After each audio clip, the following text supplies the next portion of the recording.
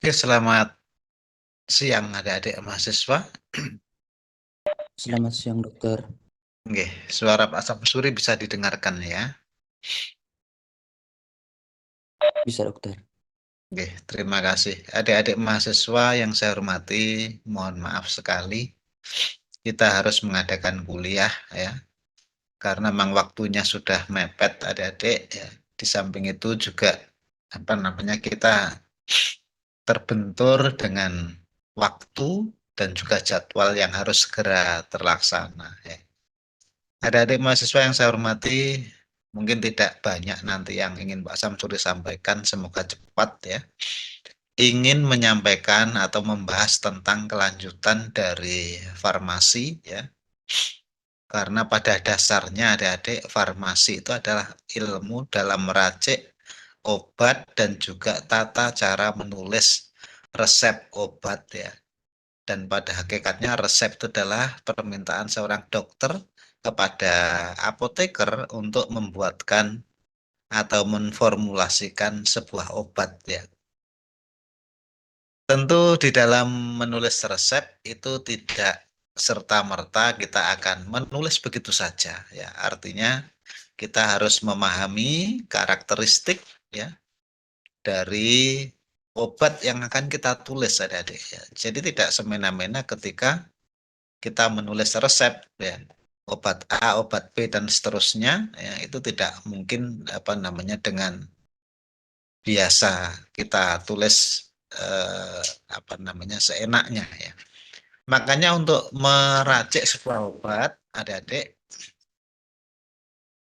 untuk meracik sebuah obat tentu kita harus mempertimbangkan ya, mempertimbangkan dari karakteristik atau sifat-sifat obat tersebut ya. Contoh di sini yang akan kita bahas adalah bagaimana bioavailabilitas ya dan bioekuivalensi dari sebuah obat adik-adik. Ya. Eh bioavailabilitas obat ya, itu pengertiannya secara simpel adik-adik adalah fraksi obat ya yang bisa mencapai sirkulasi sistemik ya.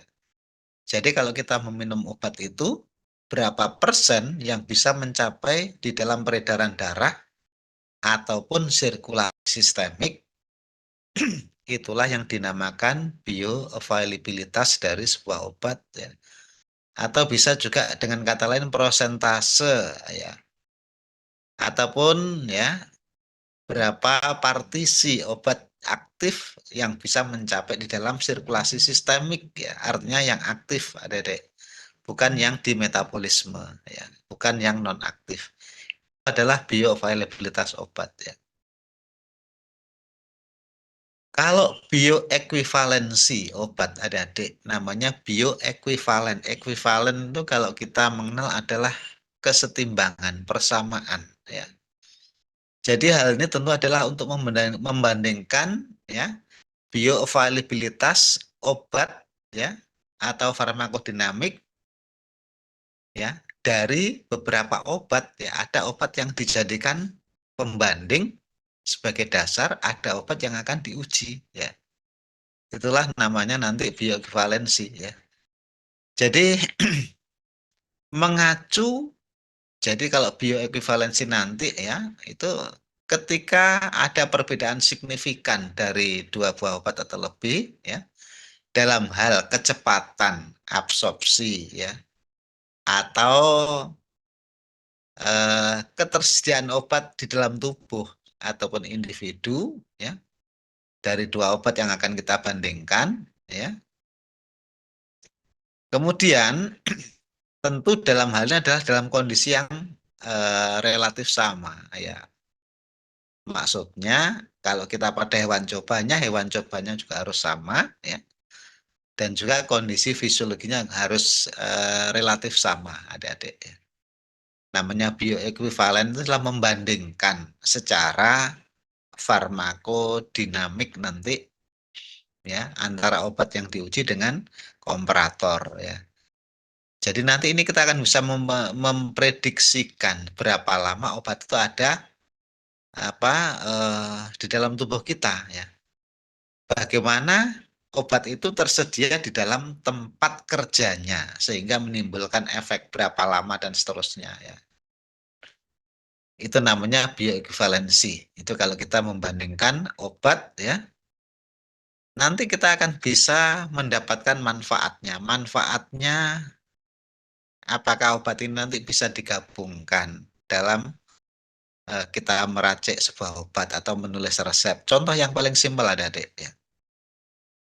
Misalkan obat A itu diberikan sehari 2 kali, ya. Obat B diberikan sehari 1 kali, aturan pakainya. Tentu kedua obat ini tidak boleh digabungkan, ya. Di dalam kita meracik atau menggabungkan obat atau ingin membentuk obat dalam bentuk pulveres atau puyer yang kita gerus, kita campurkan analgesik ya, mungkin dengan antibiotik ya. Ketika nanti tidak dalam kondisi bioekuivalen, maka tidak boleh digabungkan. Ketika dalam tubuh itu masa atau waktu paruhnya tidak sama, ya tentu ya jangan digabungkan, nggak bisa. Ya. Itu adalah manfaat ataupun nanti kegunaannya. Ya. Ada istilah bioavailabilitas absolut, adik-adik. Ya. Tentu kalau bioavailabilitas absolut itu sempurna sekali. Bioavailabilitas tadi adalah fraksi obat yang bisa mencapai sirkulasi sistemik, fraksi obat yang bisa mencapai pada tempat kerjanya. Ya. Tentu kalau yang namanya absolut pasti sempurna 100%. Yang diberikan itu jumlahnya dengan yang beredar sama. Ya. Itu berarti absolut. Ya. Tentu yang bioavailabilitas absolut itu hanya obat injeksi, obat intravena. Ya. Kalau obat oral tidak mungkin dia absolut. Ya. Bila dibandingkan dengan sediaan bukan intravena, ya tentu seperti oral, ya tentu seperti ointment atau superficial ataupun salep, ya itu tidak bisa 100%. Ya.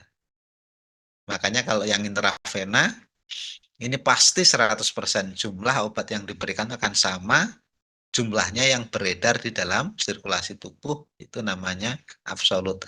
Kalau relatif kebalikannya, dia hanya sebagian yang bisa sampai di sirkulasi sistemik, ya itu relatif ya.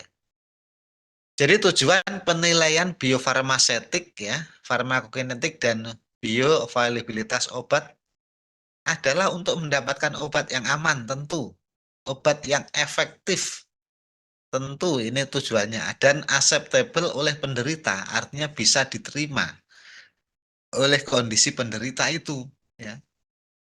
Tadi dua buah obat yang waktu paruhnya tidak sama, yaitu tidak mungkin kita gabungkan ya. Terus obat-obat yang mengganggu mukosa lambung, contoh adalah analgesik ya. Jadi ini tentu tidak bisa digabungkan dengan obat-obat yang tujuannya adalah untuk memperbaiki mukosa lambung, yang satu memperbaiki, yang satu malah merusak. Jadi inilah nanti faedahnya atau manfaatnya. Ya. Obat yang yang sama atau setara, atau bioekuivalen. Ya. Bagaimana bisa dapat menimbulkan perbedaan efek terapi? Ya. Tentu diantaranya bisa disebabkan perbedaan fisikokimia obat, dasar dari keberadaan obat itu secara kimiawi. Ya. Seperti misalkan kelarutan. Yang satu obat yang punya kelarutan besar, yang satu kelarutannya kecil. Ya pasti berbeda. Obat yang mudah larut itu akan cepat mencapai sirkulasi dibandingkan dengan obat yang sukar larut. Besar kecilnya partikel tentu. Besar kecilnya partikel ini nanti kaitannya adalah dengan absorpsi. Ya. Untuk mencapai sirkulasi sistemik, adik-adik, obat itu harus mengalami absorpsi. Ya. Jadi kita kembali ke farmakokinetikanya seperti itu. Sifat kimia obat ya asam, basa, garam dan ataupun dalam bentuk ester. Adik-adik, di dalam lambung kita adalah kondisinya asam. Ya. Di dalam lambung kita adalah kondisinya asam. Tentu obat yang mudah rusak di dalam kondisi asam itu ya harus dipertimbangkan untuk pemberiannya secara oral, ya, secara oral. Obat-obat yang rusak di dalam lambung biasanya adik-adik itu dibungkus, ya, dalam bentuk seperti kapsul ataupun soft gel untuk supaya tidak rusak di dalam lambung, ya. Kemudian bisa menjangkau di dalam usus halus sehingga bisa dilakukan penyerapan di dalam usus halus tersebut untuk bisa mencapai sirkulasi sistemik, karena di dalam lambung keasamannya yang tinggi itu bisa merusak beberapa obat, ya. Kemudian perbedaan bentuk sediaan obat jelas beda adik-adik. Obat injeksi tidak mungkin akan sama dengan obat non injeksi seperti oral, ya. Ataupun suspensi yang bentuk oral yang diminum itu akan berbeda dengan bentuk yang tablet ataupun kaplet. Kaplet itu adalah dalam bentuknya seperti kapsul tapi dia tanpa pembungkus cangkang atau kapsul, itu namanya kaplet, ya. Jadi tablet yang bentuknya seperti kapsul itu namanya kaplet, ya. Kemudian perbedaan cara pemberian obat, tentu adik-adik cara pemberian obat berbeda-beda, maka jangkauannya untuk mencapai sirkulasi sistemik yang berbeda-beda pula. Obat injeksi ya tidak mungkin akan sama dengan obat yang pemberian oral diminum atau obat yang ointment dioles, ya. Itu, ya. Kalau obat yang diberikan secara injeksi intravena tentu absorpsinya bioavailabilitasnya akan 100%, ya. Kalau yang ekstravaskuler non injeksi, ya, misalkan per oral, per rektal, ya, bioavailabilitasnya ya kurang dari 100, ya. Juga perbedaan formulasi obat, ya, beda proses pembuatan pabrikasi, ya, kekerasan tablet dan adik-adik kaitannya dengan kekerasan tablet, kekerasan kaplet, ya, bentuk tablet, ya. Kalau bentuk tablet maka nanti obat itu sebelum bisa diabsorpsi dia harus di dalam tubuh, di dalam saluran pencernaan, dia akan mengalami disintegrasi dulu. Kemudian melarut, jadi prosesnya panjang, ya. Setelah melarut kemudian dia bisa mengalami absorpsi di dalam saluran pencernaan. Selanjutnya baru mencapai sirkulasi sistemik. Jadi prosesnya panjang kalau obat itu non injeksi, sehingga obat-obat injeksi dampaknya akan lebih cepat, ya. Efeknya lebih cepat dirasakan. Kalau obat-obat oral biasanya mungkin kurang lebih 1 jam itu mulai terasa manfaatnya, terasa efeknya.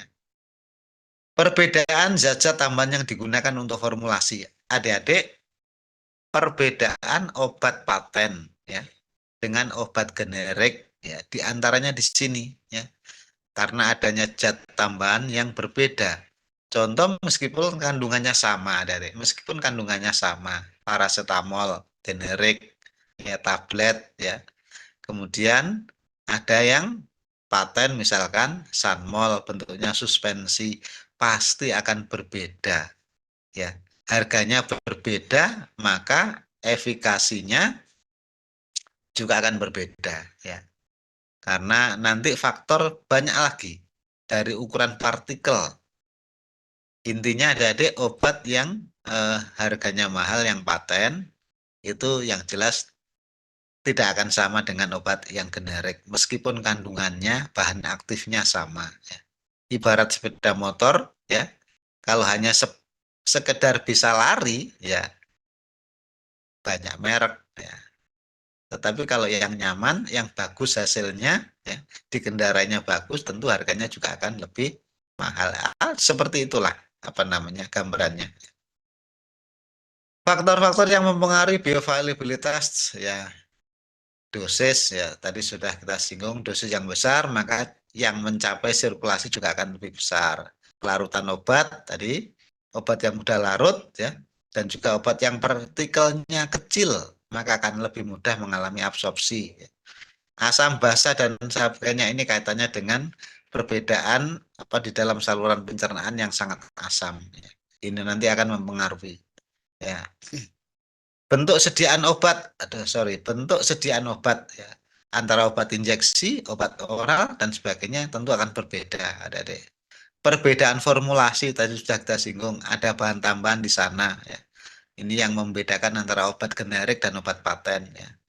Nanti kaitannya dengan bioavailabilitas ya. Tentu obat mahal biasanya bioavailabilitasnya akan lebih besar ya. Sehingga nanti di tempat kerjanya, di tempat targetnya atau reseptor dia akan mencukupi untuk bisa menimbulkan dampak farmakodinamik ya.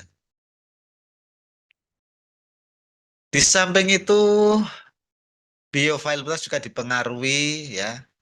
Kalau bioavailabilitas suatu sediaan oral dapat dipengaruhi oleh beberapa faktor di antara laju disolusi, ya, laju absorpsi dalam saluran cerna ini juga mempengaruhi, ya. Jadi dalam kondisi motilitas saluran pencernaan yang tinggi, adik-adik, maka absorpsinya akan rendah, ya, dibandingkan dengan yang motilitasnya rendah. Kalau motilitasnya rendah, obat itu hanya akan punya kesempatan mengalami absorpsi lebih lebih lama atau lebih sempurna ya. Faktor-faktor penderita seperti keadaan fisik, keadaan patofisiologi ya. Umur yang tua, yang metabolismenya sudah mulai menurun, tentu tidak boleh disamakan dengan orang yang masih muda, masih punya power, yang metabolismenya masih sempurna, ataupun dengan anak-anak yang metabolismenya juga belum sempurna perkembangannya.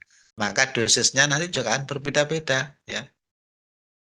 Waktu dan cara pemberian obat. Adik-adik, waktu kaitannya obat yang diminum ketika sebelum makan dan setelah makan ya. Secara logika untuk kaitan dengan bioavailabilitas adik-adik, obat yang diminum sebelum makan ketika lambung itu masih kosong tentu akan lebih baik absorpsinya dibandingkan dengan yang sesudah makan. Obat yang harus berkompetisi dengan makanan untuk harus bisa diabsorpsi itu obat-obat yang setelah makan. Cuma adik-adik kadang obat itu ada yang merangsang, peristaltik ataupun mual dan muntah ya. Maka kondisi lambung harus ada isinya. Maka itulah kenapa obat harus dimakan setelah makan ya. Karena ada kaitannya dengan efek mual dan sebagainya. Tapi secara farmakokinetik maka akan lebih baik obat itu diberikan sebelum penyerapannya bisa sempurna, tidak pengaruhnya makanan. Juga adanya makanan tadi sudah aktivitas enzim dalam saluran pencernaan ya, obat-obat yang mudah dirusak oleh enzim pencernaan, amilase, triplinipase dan sebagainya atau lisosim dan sebagainya ya. Enzim yang lain yang mengganggu atau bisa menetralkan obat, merusak obat ya. Karena saluran pencernaan betul-betul tempatnya pencernaan, jadi banyak obat yang tidak tahan di dalam saluran pencernaan ya. Atau adanya interaksi obat, adanya obat yang bisa satu sama lain ya. Jadi obat-obat yang tidak bisa digabungkan di dalam pemberiannya ya.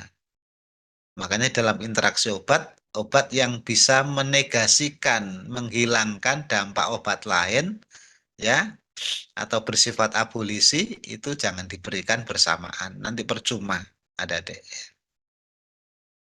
Atau adanya efek pas, first pass efek metabolisme, metabolisme. Jadi di dalam saluran pencernaan itu kan nanti ada lintas metabolisme pertama.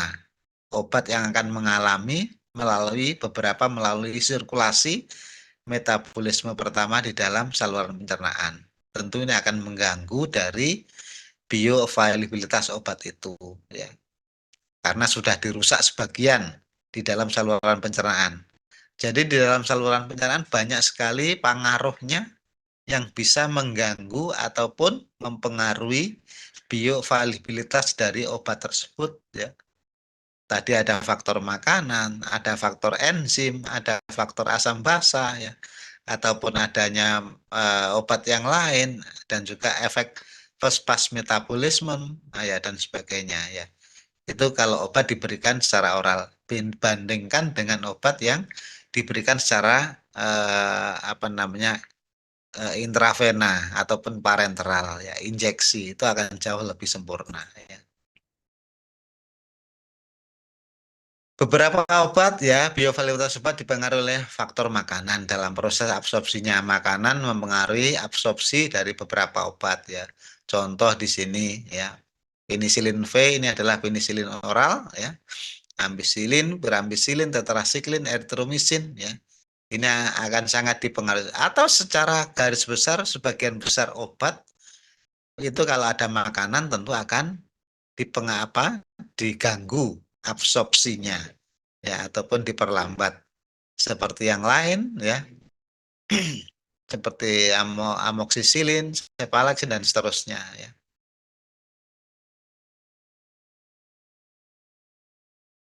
Jadi intinya dalam saluran pencernaan makanan sangat mengganggu secara idealnya seperti itu.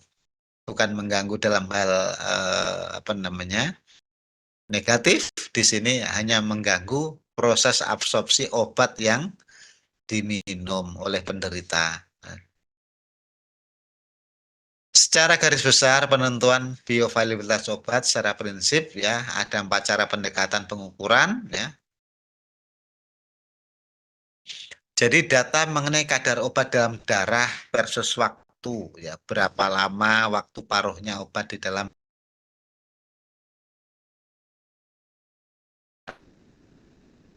ekskresi, kemudian dibuang bersama urin, ya, lainnya, ya.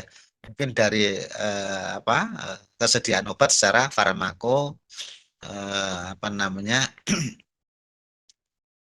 farmakodinamiknya, ya, farmakokinetiknya, data-data itu sangat dibutuhkan, ya. Kemudian juga data klinis, ya, data klinis dari pasien ini penting, ya. Apakah pasien ini mengalami kelainan, ya, tanda kutip, mungkin ada hal yang di luar kenormalan. Pasien yang menderita gangguan ginjal, menderita gangguan jantung juga harus mendapatkan pertimbangan tersendiri, ya. Kalau ginjal nanti kaitannya ekskresinya akan diganggu di sana, ya. Nanti bisa mengakibatkan toksisitas. Ya, kalau obat itu secara normal seharusnya keluar dari tubuh tetapi tidak bisa keluar dari tubuh dan sebagainya, ya. Dalam studi kadar obat dalam darah, 3 parameter yang umum digunakan, ya, yang umum digunakan untuk menentukan bioavailabilitas obat, ya. Kita mengenal adalah Tmax, ya, waktu maksimum atau konsentrasi, apa namanya, waktu yang diperlukan untuk tercapainya kadar puncak. Kadar obat yang puncak di dalam darah itu berapa waktu yang dibutuhkan, itu namanya Tmax.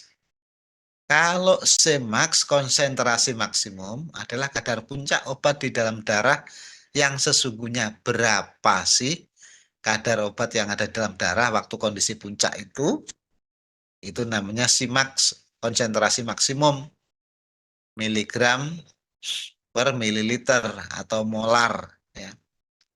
Atau juga AUC. AUC itu area under curve, ya, area yang di bawah kurva. Nanti kita lihat, ya. Bioavailabilitas sempurna tentu hanya obat-obat yang sifat parenteral, ya, yang diberikan secara intravena. Ini yang bioavailabilitasnya sempurna atau absolut, ya. Bila secara ekstravaskuler seperti rektal tentu tidak akan bisa, pokoknya di luar dari intravena itu tidak mungkin bisa 100%, ada deh. Ya. Apa sih area under curve tadi adik-adik? Jadi area under curve nanti gambarannya kita lihat secara visualnya ya. Jadi konsentrasi obat di dalam plasma versus waktu setelah pemberian dosis. Jadi intinya obat yang berapa ada di dalam tubuh kita dan berapa lama. Ataupun istilahnya memberikan wawasan tentang tingkat paparan suatu obat dan tingkat pembersihannya dalam tubuh kita. Berapa lama obat itu terpapar di dalam tubuh kita dan berapa konsentrasinya. Ya. Ada juga istilah MEC ini minimum effective concentration, jadi adalah berapa obat, dosis obat minimum ya yang bisa masih menimbulkan efek. Ya, ini adalah minimum efek concentration ya. Kalau minimum toxic concentration ini juga bisa disebut dengan batas atas ya. Setelah dosis maksimal maka akan terjadi minimum toxic effect concentration ya.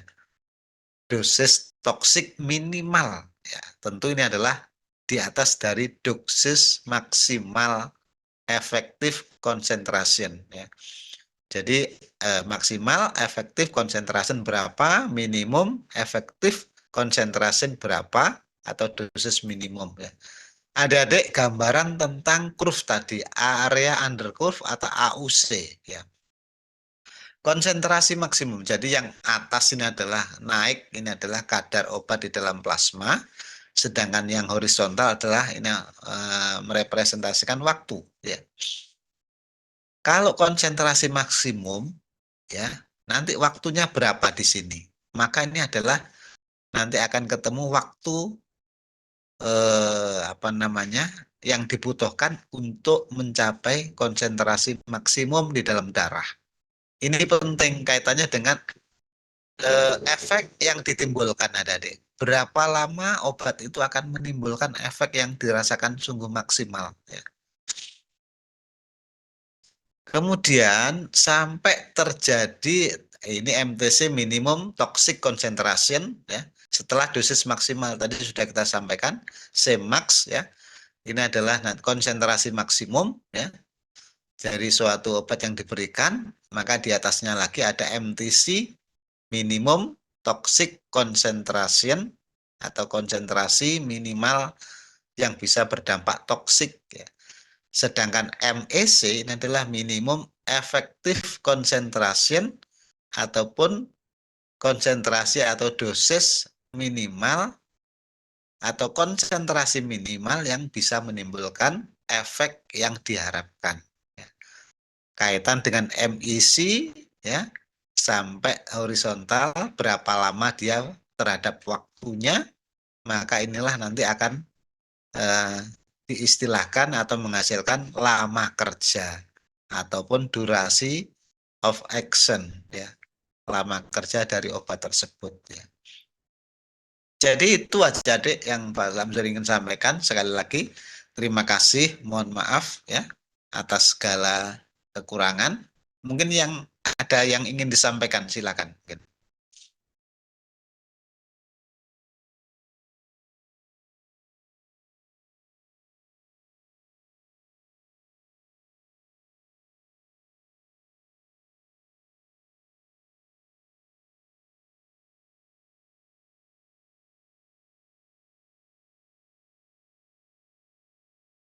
Oke, kalau tidak ada adik-adik, sekali lagi Pak Samsur terima kasih atas perhatiannya. Semoga sukses selalu dan kalian sehat selalu. Terima kasih. Selamat siang adik.